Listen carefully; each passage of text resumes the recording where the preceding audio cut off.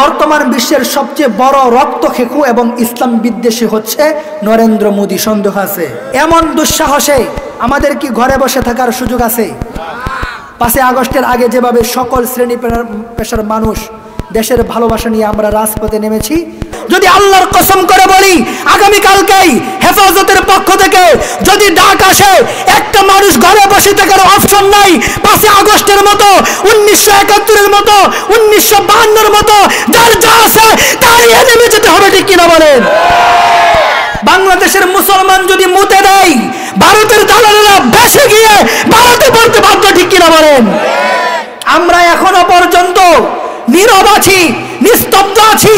আমরা এখনো পর্যন্ত বাংলাদেশের কোনো একটা হিন্দু, কোনো একটা ইস্কনের ভাইদের গায়ে এখনো টুকা দেই নাই। কেন দেই নাই? কারণ পৃথিবী জানে মুসলমানদের চাইতে সভ্য জাতি আর নাই। ঠিক কিনা বলেন? কিন্তু আমরা আমাদের সভ্যতার একটা সীমানা রেখেছি। একটা দেয়ালের যেমন একটা সীমানা থাকে, আমাদের একটা সীমানা রেখেছি। আল্লাহর কসম করে বলি, আমরা রক্ত দিতেও জানি, রক্ত নিতেও জানি। আমরা আমাদের অন্তর বড় করেছি, কিন্তু আমাদের অন্তর ছোট নয়। আমাদের অন্তর বড় আছে। যেমন নিরাপত্তা দেওয়ার ক্ষেত্রেও বড়, ঠিক তেমনি ভাবে আল্লাহর রাসূলের দেখানো পথ অনুযায়ী জিহাদের ময়দানে আল্লাহর দ্বীনের দুশমনদের কল্লা উড়িয়ে দেওয়ার ক্ষেত্রেও আমাদের কলিজা বড়। ঠিক কিনা? বর্তমান বিশ্বের সবচেয়ে বড় রক্তখেকু এবং ইসলাম বিদ্বেষী হচ্ছে নরেন্দ্র মোদী। সন্দেহ আছে? আল্লাহর কসম করে বলি, যদি বাংলাদেশের মুসলমানদের ভাগ্যে গাজওয়ায়ে হিন্দের সূচনা হয়, আর যদি সেই হিন্দুত্ববাদীর সাথে আল্লাহর নবীজির বার্তা অনুযায়ী গাজওয়ায়ে হিন্দ পেয়ে যায়, আল্লাহর কসম মুমিন শাহীর মাটি থেকে সর্বপ্রথম গাজওয়ায়ে হিন্দের দাবানো আসবে। ঠিক কিনা বলে? এমন দুঃসাহসে আমাদের কি ঘরে বসে থাকার সুযোগ আছে? 5 আগস্টের আগে যেভাবে সকল শ্রেণী পেশার মানুষ দেশের ভালোবাসা নিয়ে আমরা রাজপথে নেমেছি, ইন্ডিয়ার বউ বাংলাদেশে থেকে যেটা পারছে না, নাতিপুতিরাও আর পারতো না। ঠিক কিনা কন?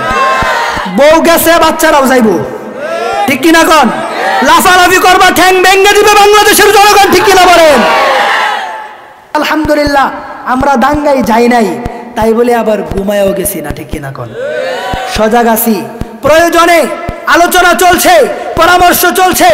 যদি আল্লাহর কসম করে বলি আগামীকালকেই হেফাজতের পক্ষ থেকে যদি ডাক আসে, একটা মানুষ ঘরে বসে থাকার অপশন নাই। 5 আগস্টের মতো, 1971-এর মতো, 1952-এর মতো যার যা আছে তাই নেমে যেতে হবে। ঠিক কিনা বলেন?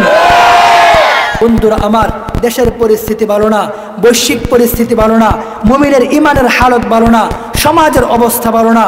যদি সমাজ ঠিক করার জন্য বৈশ্বিক পরিস্থিতিতে মুসলমানদের ঐতিহ্য এবং সম্ভ্রান্ত ফিরিয়ে আনার জন্য, মুসলিম সমাজের ঐতিহ্য রক্ষার জন্য, বাংলাদেশে কোরআনকে স্টাবলিশ করার জন্য, আল্লাহর রাসূলের আদর্শকে বাস্তবায়ন করার জন্য, আগামীর বাংলাদেশ সোনার বাংলাদেশ গঠন করার জন্য, আগামীর বাংলাদেশ কোরআন দিয়ে চালানোর জন্য যে কোনো সময়, যে কোনো মুহূর্তে, দেশের যে কোনো ক্রান্তিতে, ইসলামের যে কোনো ক্রান্তিতে আল্লাহর কসম যদি আমাদের মুরব্বীরা ডাক দেয়, তাহলে তৈয়ার থাকতে হবে।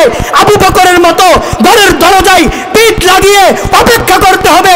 যখনই ডাক আসবে, যখনই ডাক আসবে, যখনই ডাক আসবে, স্ত্রীর মায়া ভুলে, সন্তানের মায়া ভুলে, জীবনের মায়া ভুলে আল্লাহর দ্বীনের জন্য যার যা কিছু আছে তা নিয়ে আল্লাহর জমিনে বের হয়ে হতে হবে।